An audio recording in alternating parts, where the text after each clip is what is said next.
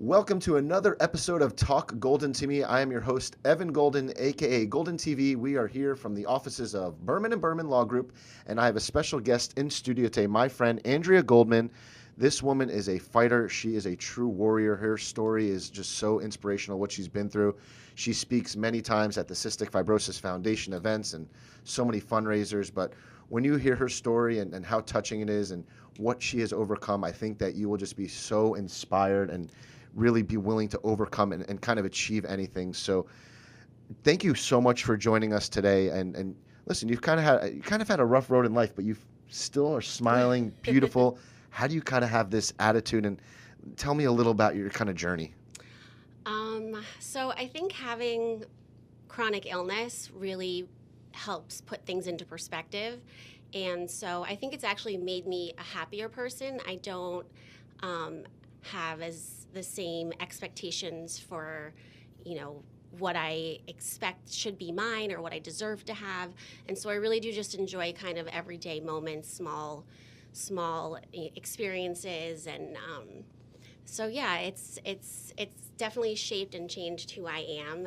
And so I have cystic fibrosis, and it's a genetic fatal disease. It's the most common one in the U.S. There's about 35,000 individuals, children and adults, with the illness. And I was diagnosed at 6 years old, which is considered late. Nowadays, there is a law, the state of Florida tests every newborn. Mm-hmm. So it's unusual to get to the age of 6 without knowing. But that's what happened to me. You were tested, though, as an infant? And No, so they didn't start that testing until, I think, in the 90s. Okay. They started testing babies for it. So when I was born, my parents had no idea.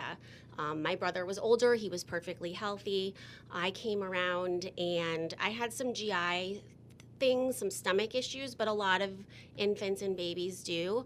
And so it wasn't until I was 6 years old and got walking pneumonia that they realized that we need to dig deeper. I looked like a healthy kid. So I kind of fooled a lot of pediatricians. And then when we switched, we got to the right doctor who finally handled me well. So I got diagnosed at 6. And I had a very normal childhood. I was fairly healthy. I got put on some regular maintenance medications. And then as I got older, starting in high school, I got chronic lung infections. Let me explain, first of all, what cystic fibrosis is. So it's a genetic disorder, and it involves the sodium chloride channels that pass through in and out of cells. So it's basically an imbalance of water and salt in your body. And you can't imagine how it wreaks havoc. So anywhere that you have like mucus lining, your lungs or sinuses or your GI system, I have very thick, sticky mucus, and it acts sort of like a glue. And so if you think about like breathing in air and people sneezing, anything that you're breathing in or coming into your body, it's going to stick to the mucus, and I don't clear infections well. So I had a chronic lung infection, and they give you all kinds of medications to try to manage the infection. That would involve IV antibiotics, going into the hospital, and it was usually a 2-week ordeal. So when I was, in elementary school, I got physical therapy, which were like pity pats on my lungs. I did nebulizers. I took pills to help digest food. And then as I got older, because it's a progressive illness, the antibiotics don't work as well. The lung infection sort of builds on itself. And then, in high school, I had to go in the hospital a couple of times. And then by the time I got to college, every semester, I ended up needing IV antibiotics and going into the hospital. So eventually it leads to lung failure. And when I was 30 years old, I got a double lung transplant. Wow. So these 2 lungs inside of you are not yours? They are not mine. So when you remove your lungs, they don't have the kind of the CF kind of issues, right? You're coming completely clean? So I had a donor lungs, and so my lungs don't have cystic fibrosis, but we talk a lot about how when you get a lung transplant, you don't cure CF, you just trade one illness for the other. So I still have sinus issues. I've gotten 3 sinus surgeries since transplant, and I still have GI issues, so I still take medication, and I do have what's called CF-related diabetes. So your pancreas gets so scarred over the years that I'm insulin dependent now. Wow. And also you have dealt with cancer as well? Yes. So part of what makes lung transplant so complicated is you essentially have to trick your body into not noticing that someone else's tissue is inside of your body. So when you get a finger cut, and if you get dirt or anything in there, your immune system gets notified, it runs to the finger, you get inflammation, you bleed, it attacks, and that's how you stay healthy. You fight off your viruses and, bacterial infection. So they put me on purpose on 3 different medications to completely suppress my immune system. So they worked a little too well. My body doesn't know that I have donor lungs in me, but my immune system is totally shut down, and it was at the point where I was susceptible and I got lymphoma. So the lungs didn't have cancer, because that is confusing to people. My lungs were clean and healthy. My immune system is very challenged. So I get I have a staph infection on my leg right now. All kinds of weird things happen to me, kind of like you hear HIV patients that get unusual forms of pneumonia and things. And so, yeah, I got lymphoma. I had to do 6 rounds of chemotherapy. Yes. Wow. So you've been dealt, obviously, these health issues, and some people may just kind of give up or lay in a hospital bed. What you've done is you become a fighter, a warrior, an inspiration, and a speaker. You go to different events with the foundations, and you speak with people that are dealing with the same issues as you, to inspire them and encourage them and kind of share your stories? So it's twofold. I work with the foundation to help raise money at fundraisers. So I speak to people who bought a ticket for a Saturday night to have open bar, food, dancing, and to have a good time. So that's a hard job, because I stop everybody in the middle of their fun, and then I explain and try to give more of a real moment of why you're here. So I do those kind of talks, and then I speak at a volunteer once a year to say thank you and this is all you've done.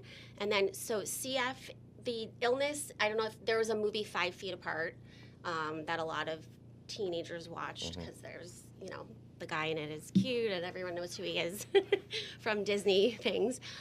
So we actually, CF patients are not allowed to be within 6 feet of each other. So I don't actually get to socialize in person.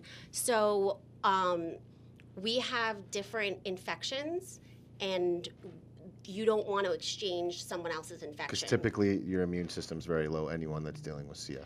Yes, and everybody who has a lung illness has been exposed to so much antibiotics that we all have different resistance and susceptibilities. So if there's only a couple of medications that prove to work against my lung infection and you have a different match, I could end up being, resistant to everything you have and everything that I had.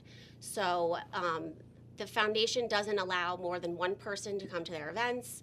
If it's outside, they have a rule of, how far apart you can be. But so I do peer mentoring. I don't actually get to sit and meet and spend time with people with CF, but I get matched through an online program, and we exchange numbers, and then I reach out, and sometimes it's a specific short relationship. Some of them I've kept in touch with, and they keep matching me with new people. Oh, that's great. That's a great service, and that's very thoughtful that you do that and take the time to do that. What's the CF Warrior Project? So the CF Warrior Project, this guy, Andy Littman, reached out to me on Instagram 2 years ago. He has CF, and he writes books. So his idea was he wanted to feature, instead of just writing about himself, he wanted to feature different people with CF and how they've handled it, and with all of their challenges, how have they overcome and what their outlook is. So he did a book he featured 65 people with cystic fibrosis. He interviewed, I think, like 1,000 people. He was just having trouble narrowing it down. And so the CF Foundation, the way it began is these moms got together. Their kids got this diagnosis. It was very rare, and the kids couldn't pronounce cystic fibrosis, so they used to call it 65 roses. So he did 65 people with CF, and it's in range from 17 to, I think there was a guy in his 70s that got interviewed. So it's great, and I've been telling people who find my story inspirational, you've heard my story, but there's 64 other people that are going to blow you away because they all have had different disease courses and they've handled it differently. Some of them are personal trainers, photographers. They're all doing different things with their life, and it's cool. What a health journey. What kind of chose you to kind of just get involved and kind of give back and be a support system for so many? Where'd you kind of find that? So my parents, when I got diagnosed, they felt like we need to do something. So they got involved, and then they actually started doing a fundraising event themselves. So I spoke at that when I was, I think, like 8 or 9. And then it just felt normal. I was so young when I started doing it, and they kept asking me, and I felt like it was an honor. So, I kept speaking at events. Now, when I got like really sick and was on oxygen or not doing so well, I kind of stopped doing it. I didn't feel well enough. But then I got back into it. And then in terms of like peer mentors, so because I was never really allowed to be around other CF patients, I didn't have any support like that. I was the only person I knew with CF everywhere I went, and I didn't know anybody with illness because I was so young. It's not like there was a ton of kids that are 15 or 10 that have to go to the nurse and do all medicines and stuff. So I kind of just felt sort of alone in my journey, and then I got connected with someone else who had CF. She was older than me. She was married. She had adopted a son. She was doing well, and me talking to her, I enjoyed it so much because I felt like I could see my future, and if she could do it, then I could do it. That's great. So it just sort of morphed into that, and I think as people heard my story, they would be like, can I give your number to somebody? And it sort of just not happened kind of organically. So good for you, and that's so important that you're doing that, and obviously you're making such a difference in so many people's lives. And I think it's also for people who understand the importance of being an organ donor, right? Yes, I speak about that too. It's a big problem, more than people think. Right now, so when I went to go look at different transplant centers, I went to New York Presbyterian because I heard they had a phenomenal program, and they told me the average wait time was about 8 months. So if you're on oxygen and you're really, really sick, you could get the flu or one little cold and be in deep trouble, and they don't get organs very easily. There's not a lot of people that are registered. Other countries have experimented, and I wish they would do it here. You're an organ donor unless you don't want to be, you opt out. And this is an opt-in country, and so, and there's a lot of misinformation about organ donation, that maybe the doctor will treat you differently if you're going to be an organ donor. Maybe they don't use as much to try to save your life. And there's some religious components depending on, the religion. But yeah, I speak a lot about the importance of... if you're considering, or if you don't even know if you are opted in, I think you should hear a woman's story like this and strongly consider being an organ donor, because you could save someone's life. I mean, you don't need these organs when you're 6 feet under, so give it to someone that could desperately need it. So unbelievable story. You could go to cff.org and you could donate and you could volunteer. They do so many awesome events as well, which is interesting. I was just kind of reading about just all the different services and the community involvement. So it's not just, obviously financial contributions are essential with any nonprofit and these organizations, but there's so many ways you get involved with volunteering and kind gifts and giving back. And I know there's always so many events going on right here in Florida. So. And it's a really impressive foundation. They give 90 cents to the cause per dollar, which is a very high ratio if you look at some of the other nonprofits. They really try to give most of the money goes towards research. Great. What else is on your bucket list now? I mean, you look healthy. You look beautiful. You smiling, a ray of sunshine. Yeah. What's on the bucket list? What else you want to accomplish? Book deals? What's going on? So I ran a half marathon. That was the first thing on my bucket list. Nice. So that was really exciting. And now I am working on sort of my legacy, like what I want to leave behind. I was in that book, and I've thought about maybe writing or doing like a video YouTube Like a blog. site, like a blog or something. But for now, just because I feel well and I really want to like get out there and start moving, I got my real estate license. Nice. So I'm just starting out Hustling. doing. I'm hustling. And you're a mommy now? Yes. Wait, tell me about Yes. this. I didn't even know this. Yes. So I spoke to my doctors, and this was probably in my like mid-20s, about having a baby, and they sort of recommended that I not, and they explained to me that there's certain medications and antibiotics that are dangerous, and there's also just the physical stress, nutrition-wise.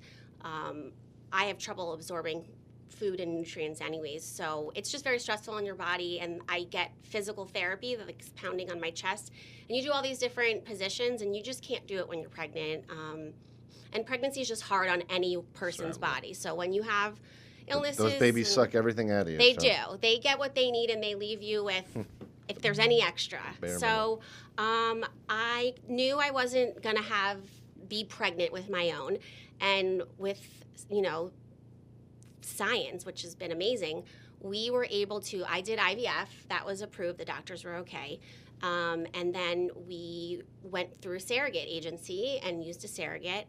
And that's how I got my baby boy, my precious Bryce. So that was another miracle. So that's the thing. It's like you asked me about my attitude. It's so many people in the community, in the medical community, in the legal community, they've all like really gone to bat for me and have given so much. And I just feel blessed. Like somebody decided at their worst hour with their loved one that they were willing to give the organs. That's a really hard decision when you're just trying to wrap your head around that fact that someone's gonna, pass away and not be in your life. Like, that's a miracle. Some woman wanted to be pregnant voluntarily for 10 months, which is amazing. And I have such a good support system. There's so many people who don't have the finances to be able to pay to keep themselves healthy. So I just feel lucky. I know that sounds weird, but I do. No, great attitude. And follow her journey. You could check her out on Instagram, Breathe with Ange, Ange. Check her out on Instagram. She's an open book and shares all of her stories, and it's a great follow, and so inspirational. Thank you. You're just so inspirational. And like I said, you were dealt kind of an unfair, hand of health, but what you're doing with it now is remarkable. Thank you. No, you're very welcome. Follow her on Instagram. This is Andrea Goldman on Talk Golden to Me here from the law offices of Berman & Berman.